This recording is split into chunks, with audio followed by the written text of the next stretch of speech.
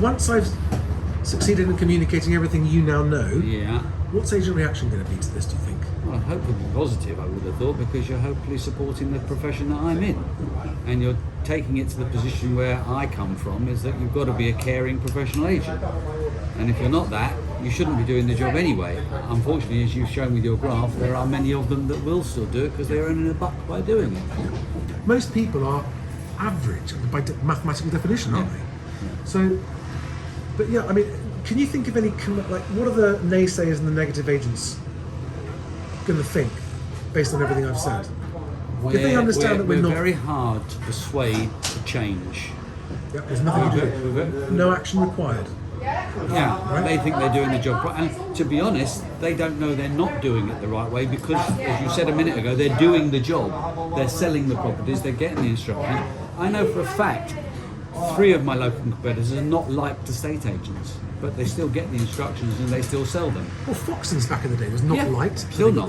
Yeah, very true, very true. But there are local agents to me who the vendors say, I don't like so-and-so, but he sold my house and it's sold. And that's going to be a hard thing to break.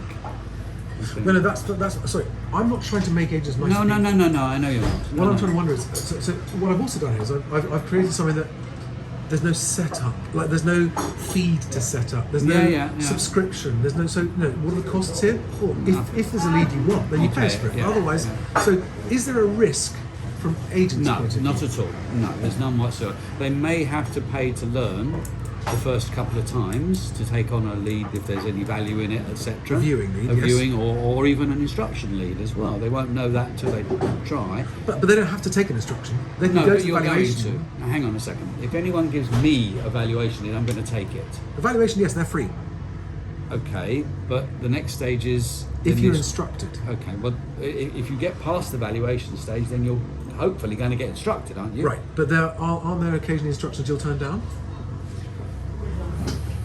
It would have to be something seriously wrong with the instruction for me to do that, and that probably would be incredibly overpriced. Right. If they won't listen to my advice right from the start, then probably not.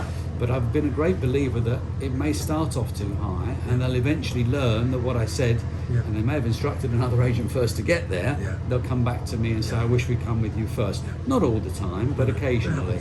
But if they take my advice after day 1, maybe day 10, day 50, whatever it may be, then I've got the instruction. I may not have much success with it on day 1 to day 50, but in day 51, when they drop the price, I've got it. I'm not having to fight to get it. And the agent that has had it before me, to break that hold is very hard. Not always, actually, that's not quite so true, because if someone hasn't sold their property, vendors are happy to disinstruct quite quickly once they're outside their 3-month period or whatever it may be. As a by the by, and if I put this in or not, most agents go for a 3-month sole agency. I don't. No. I say, if I'm not good enough in 8 weeks, I don't want you to disinstruct me, but I wouldn't tie you in past that. And that gets me 2 feet through the wall straight away, because that's an immediate balance against it. But if you didn't already have your own active BestAgent back office account, our challenge now is we now need, so we've got 17 or 18,000 pre-populated. No, so the accounts already exist. We've already got their listings in there. So there's 18,000 estate agent accounts in BestAgent, pre-populated with listings, updating every day. Yeah. They're there, but they're kind of dormant. Right. And for the agents to get the leads, they need to just make sure they put the correct contact in. It's no cost. But like, where do you want us to send these leads? Which email address for sales? Which one for letting? Why is that difficult? Have you sent that to me? Have you sent that to me? No, we haven't. You don't need to. You're already set up. If you sent that to me, I'd be on it straight away. Sadly, I jump on every bloody portal that comes my way. Okay. So the more cynical agents, I mean, what we need is when movers start coming to the site, which they already have done, but they're going to increase numbers.